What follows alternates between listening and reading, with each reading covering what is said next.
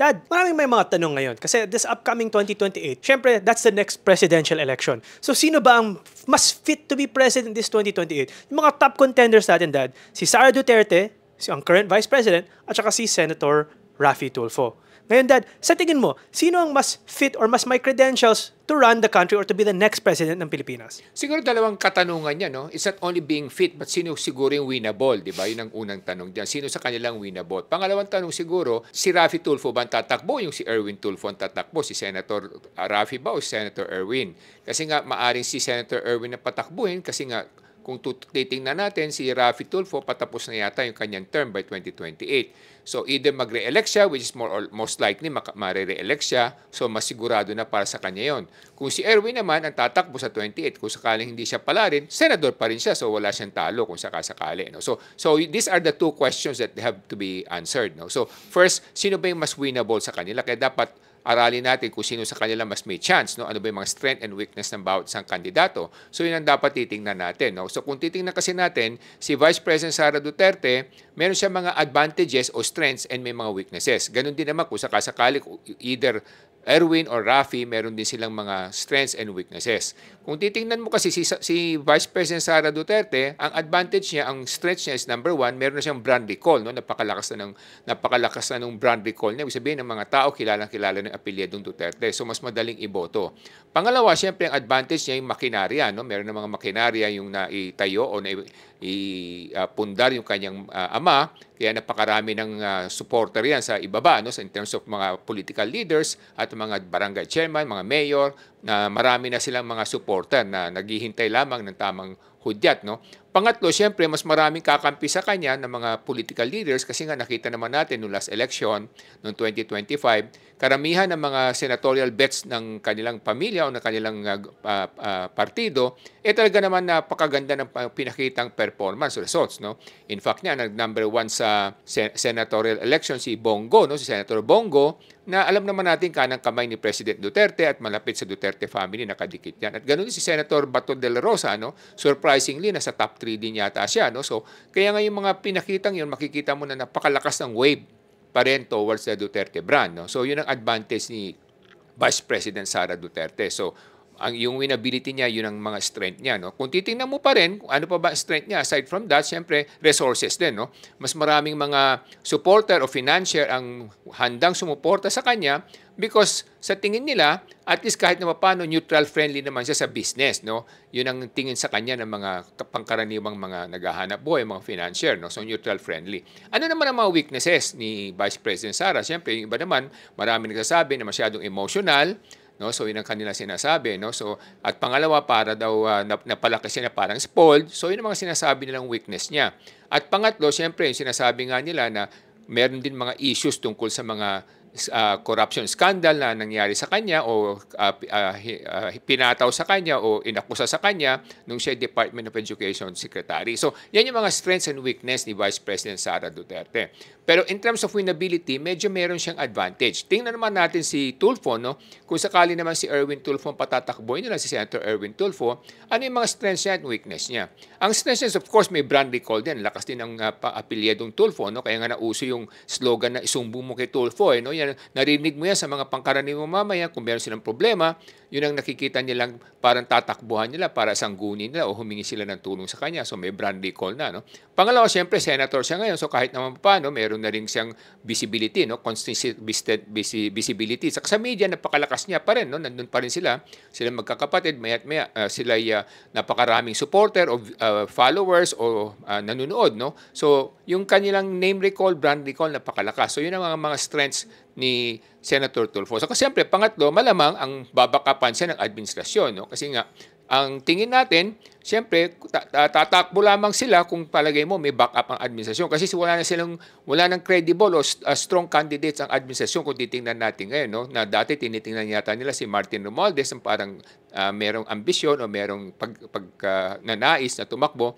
Pero at this point, with the flood control scandal, mukhang si Tulfo na ang maari nilang suportahan. Hindi natin masasabi dahil nasa kanila naman yan. Pero kung sila ang titingin, kung sino mga mas may laban, siyempre, one of the Tulfo brothers would be one of the stronger candidates, possible candidates no, na pwedeng lumaban. Ano naman ang mga weakness naman kung sakali naman si Tulfo ang lalaban?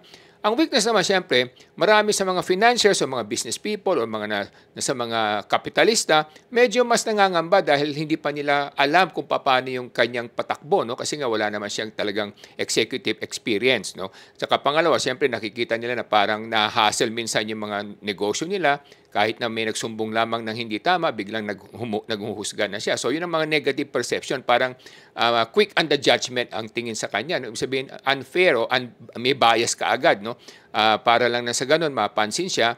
Kinakampihan niya kaagad yung nagsumbong. Hindi niya muna tinitimbang o hindi niya muna inaalam ng maigi. Yun ang kanyang perception ng mga tao, no? Ng mga karamihan, ng mga middle class at upper class. Sa masa naman, malakas din siya. So, yun, may mga strengths and weakness ng bawat candidate. So, this is going to be a very interesting fight. Well, Dad, alam natin na may 3 years pa or may panahon pa, a few years more before the next election na 2028.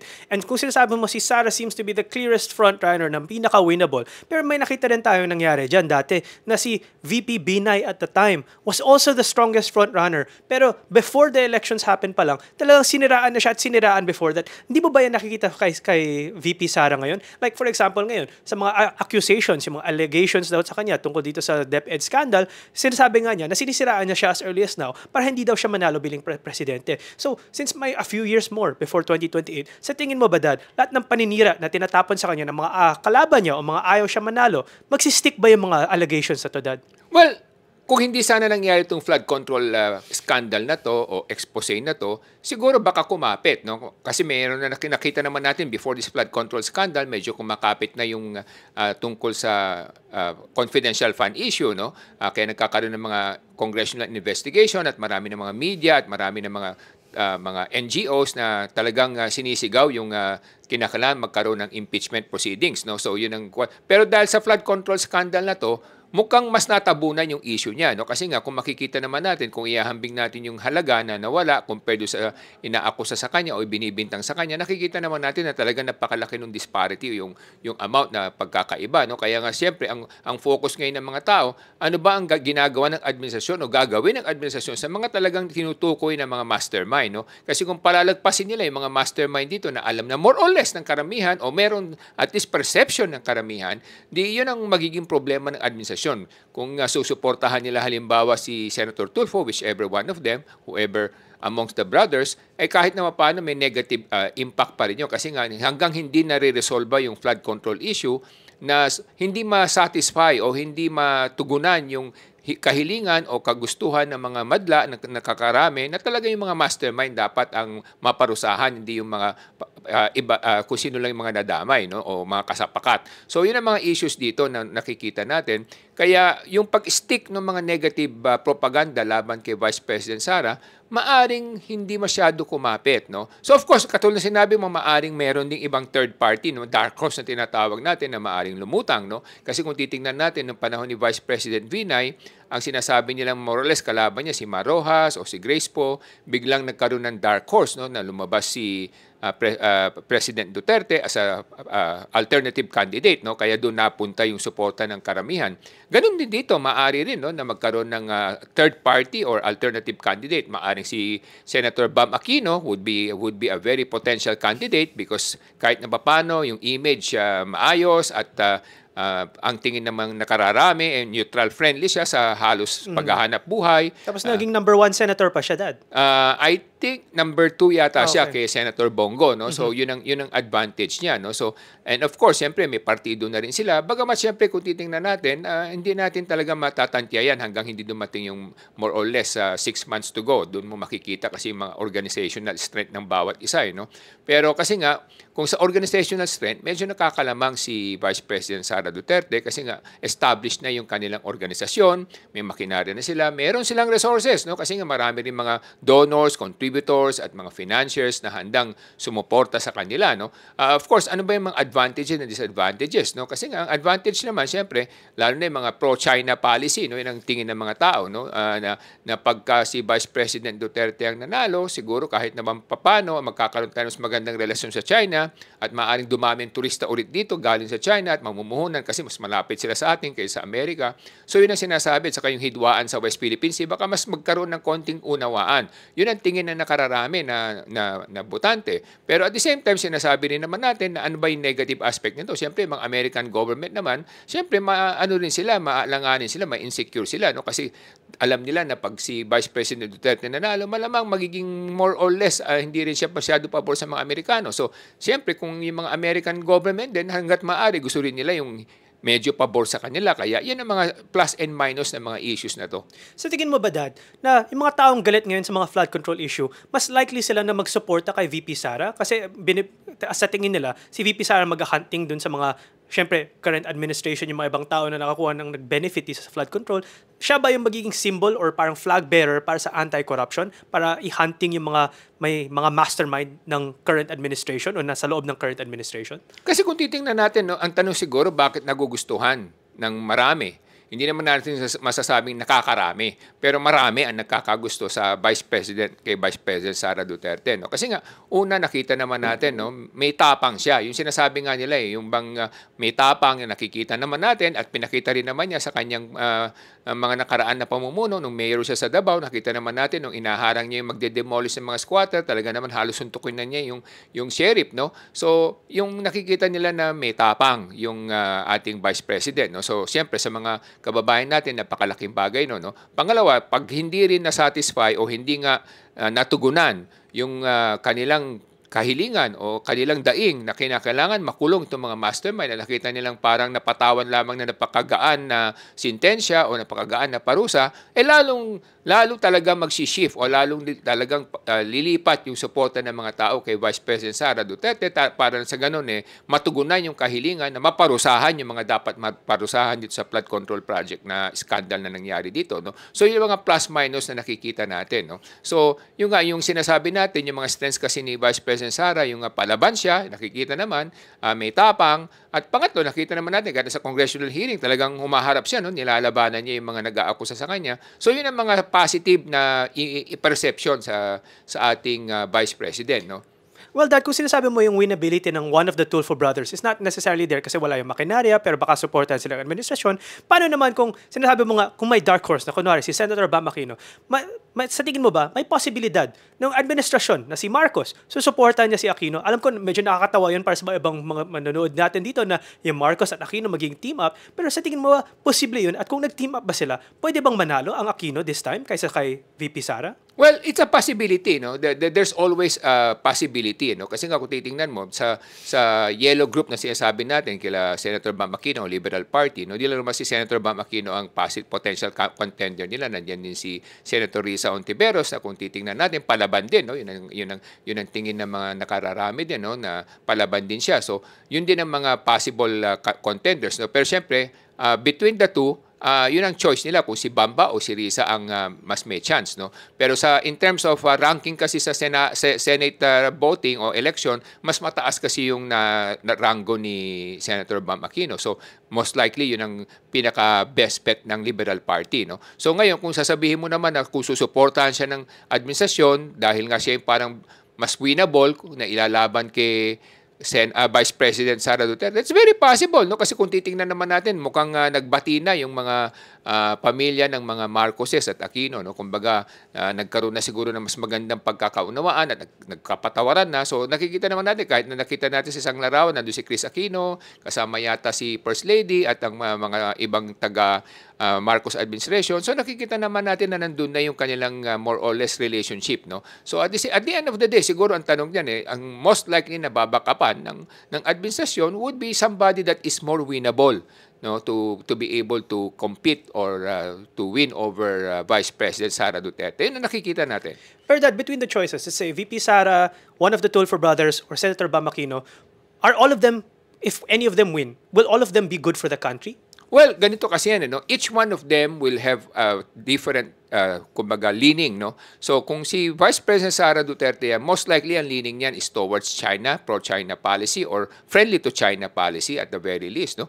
And number two, syempre mag-o-open ulit yung floodgates niyan for tourism, for business, for investment. Yun ang advantage kung siya naman ang ano. Of course, ang downside naman ng mga Amerikano naman, syempre definitely they'll be unhappy and they might not support us as they should, no? So kung si Tulfo naman, si Senator Tulfo naman mananalo, syempre mas magiging asiwa ang mga investor at mga businessman kasi nakita nila yung kanyang style na parang masyadong kumbaga negative siya, no? Lagi niyang tinutuligsa yung mga negosyante kahit na hindi pa nalalaman yung totoong istorya, kaya nga medyo asiwa sila, no? But at the end of the day, I'm pretty sure naman if he would be the president, somehow he would learn to step up to become a leader rather than just be an accuser, no? So yun sinasabi nila na kanilang perception kasi sa kanya. Baka para sa radio show lang niya ginagawa yung ganun pag-accuse para magkaroon siya ng hits, no? Tama din yun, no? So it may be just for the show so that they will have more viewers. And then of course, kung si Bam Aquino naman, again, also that's a possibility, no, na pag si Senator Bam Aquino naman, syempre mga business people would be more, kumbaga, supportive, no? Kasi alam nila na kahit na paano, talagang mas neutral siya pagdating sa investment, sa mga business and everything, no? So these are the segments. But ang challenge naman kay Senator Bam Aquino, siyempre, yung mass support, medyo mas mahina yung mass support niya compared to, let's say, Vice President Sara Duterte and si Senator Tulfo. But that, going back to VP Sara Duterte, kasi, di ba, she was also the mayor of Davao, tapos yung Duterte family, until now, sila pa rin yung nagpapatakbo ng Davao. And until now, sa latest ranking ng safety sa buong Pilipinas, Davao City is ranked one of the safest cities in the Philippines. So sa tingin mo ba, Dad, kung si VP Sara manalo, kaya ba niyang i-replicate to sa buong Pilipinas or dahil lang mas maliit yung city kaysa sa buong bansa, mas madali i-manage yung safety at security ng isang city? Well, sa akin kasi I would rather, kumbaga, feel the pulse of the public. No? Nakikita naman natin sa mga nakakapanayam natin, nakakausap natin sa mga pangkaraniwang tao, parang ang kanilang impression or perception is during the time of President Duterte, parang nagkaroon ng less criminality. No? Kumbaga, mas natahimik yung kanilang mga lugar, nawala yung mga magnanakaw, nawala yung mga nabawasan, no? Kahit na paano yung mga pusher, nabawasan yung mga hold-upper, nabawasan, mas nagkaroon ng takot, wika nga, no? So because of that, mas nabawasan yung criminal incident sa kanilang mga lugar, no? Siyempre nandun pa rin yun, pero at least ang sa tingin nila, ano, perception to, no? So the numbers definitely would be more revealing kung makukuha yung mga records, no? Pero in terms of perception, ang perception ng karamihan is that nung panahon ni President Duterte, nagkaroon ng mas tahimik o mas maganda yung peace and order natin sa ating lipunan, no? Kasi very decisive yung kanyang leadership style. Now, if that will translate to Vice President Sara's leadership, that's another story. But because the brand has been established as such, yun ang kanyang advantage, no? So yung brand perception na pag si Duterte o Vice President Sara Duterte manalo, at least kahit na paano manunumbalik yung kumbaga peace and order na sinasabi nila perception wise, no, na sa ating lipunan, no. So yun ang mga advantages ng kanyang brand, no. So now again, katulad yan, hindi lang siguro sa perception, no, kasi pinapakita rin naman niya na palaban siya. So syempre kung pakikita niyang palaban niya siya, may takot niya mga drug lords, warlords. So ayun mga kababayan, VP Sara Duterte, Senator Tulfo, or Senator Bam Aquino, sino ang sa tingin nyo ang best fit to become president for 2028? Ngayon mga kababayan, bago tayo bumoto sa halalan, ang layunin ng Ilocano Defenders ay para tumaas ang antas ng education ng bawat Pilipino. Para kung mas maraming mga Pilipino na mas maraming may aral na, mas maraming mga Pilipino na makakapili ng tamang presidente o tamang mga politiko na dapat nating iboto sa susunod na halalan. Ako po ay si Solomon Sai, ang inyong kuya ng bayan. Mga minamahal kong kababayan, huwag sana natin kalimutan na walang bayan kung wala kayo. Pangalawa, walang pamahalaan kung hindi dahil sa inyo. At pangatlo, walang karapat-dapat mamuno kung hindi para sa inyo. Yan po ang pinaglalaban at sinusulong ng Ilocano Defenders Party List. Mga mamumuno na uunahin ang kapakanan ng sambayanan, pangangalagaan ang kinabukasan ng ating mga kabataan, at ipaglalaban ang karapatan ng bawat mamamayan. Marami pong salamat. Ako po si Michael Sa, inyong dad ng bayan.